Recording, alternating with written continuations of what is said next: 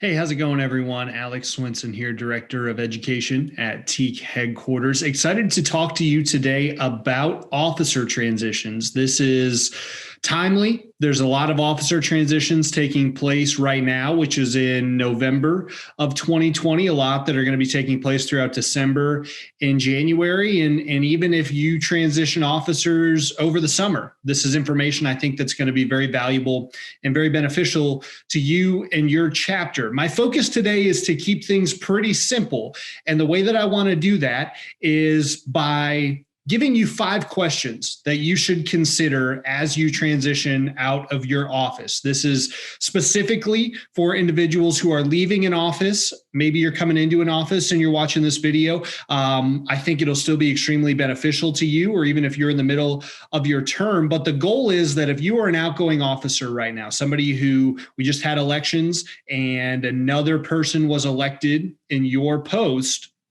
there's 5 quick things that I want to share with you. And I think by asking yourself these 5 questions and by hopefully taking time to consider the answers, write the answers down, and then share those answers with the incoming officer, you're going to be able to make that transition smooth, seamless, and it's going to benefit the entire chapter. So we'll get right into it. The 5 questions. The first question, this is the most important question I can think of. What do you wish you would have known when you took over your office? Maybe your transition was fantastic and the previous officer did a great job giving you all the information you needed to be successful. Maybe your transition into that office was absolute trash and you didn't get anything, or you just got a binder, or you got an email with some documents on it.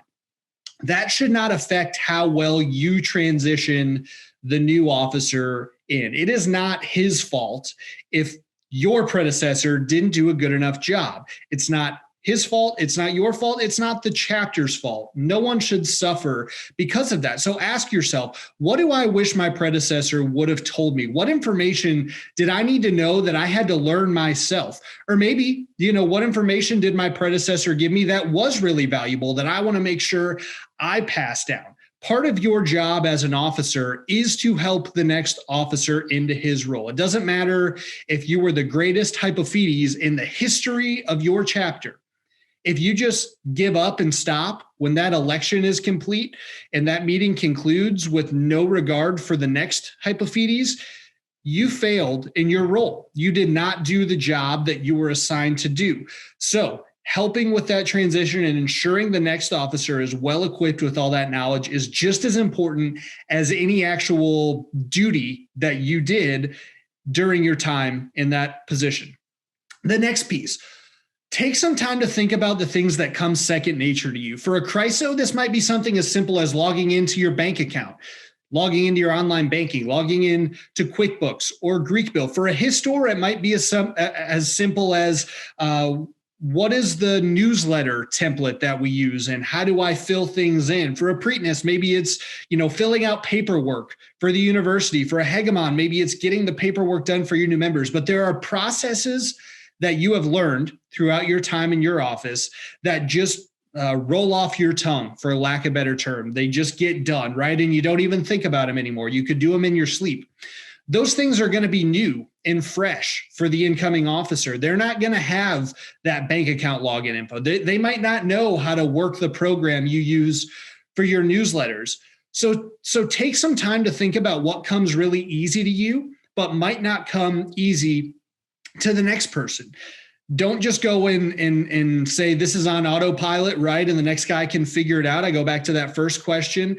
Write those things down. Take time to actually consciously think about them and pass that information on down.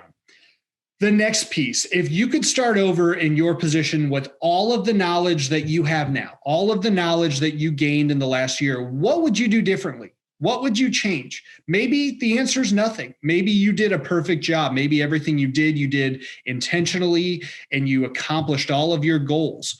Maybe you had some really big plans for your office. Maybe you wanted to overhaul study hours. You wanted to overhaul how dues were collected and you didn't quite get there.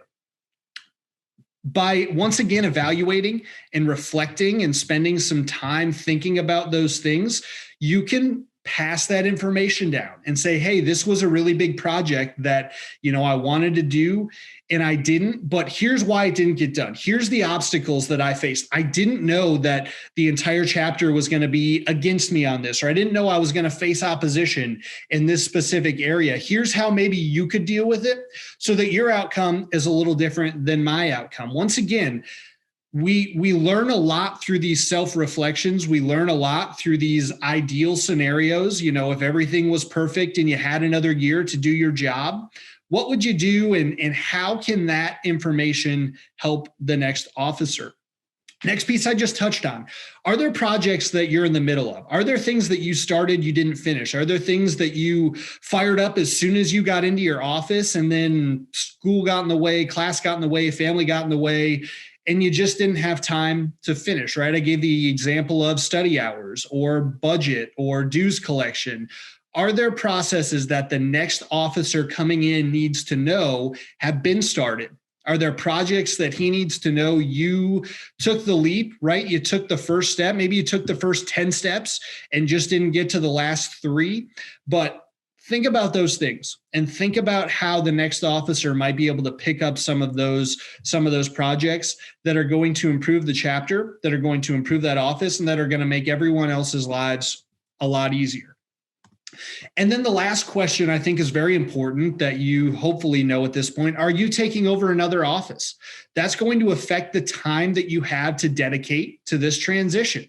So be intentional. If the answer is no, if you're not taking over another office, that's great. Your number one goal as far as TEAC is concerned for the next month or two, make sure that the next officer is comfortable and ready to take over. If you are, maybe you're jumping from grammateus to hegemon. Maybe you're jumping from epipretenus to pretenus. That's a pretty big workload. So you're going to need to think about how you want to allocate your time and how you want to ensure that you're not just so laser focused on taking over your new position that you neglect helping someone take over your old position. So once again, that's a consideration that needs to be made. That's something that you need to think about.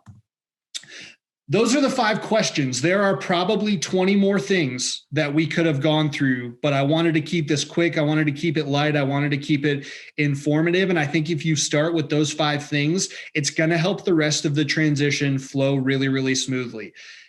Again, this is not about you necessarily. It's not about you as an officer. It's not about you as a human being. This is about what's going to leave your chapter in the best possible position for success. What's going to lead to that long-term sustainable growth that every single chapter in TEAC is looking for in a good officer transition, whether it's for the Histor, the Pylortes, or the Pretenus. That is key in ensuring that sustainability. So take the time, do it right. And the last thing I'll leave you with, use your resources, use our office. Please reach out to me. My contact information is right there on the screen. That's my office phone. So I'll get that message because we're out of the office, but please email me if you have any questions. Use your regional staff. If you know Pete Dawson, Todd Farmer, Santos Lara, those guys, they are available to help and they want to help. They want to make sure that your officer transition process is smooth. Use the other videos available to you. Use the resource guides. There's a really good officer transition guide at tke.org/guides that outlines every single role, what the transition should look like, and how to hold a retreat to make sure that every single officer is getting the same transition experience. So again, plenty of resources out there that we have offered to help make sure that this process is smooth and seamless. Don't hesitate to reach out though if you have any questions. I appreciate the time today and I'm looking forward to talking again soon.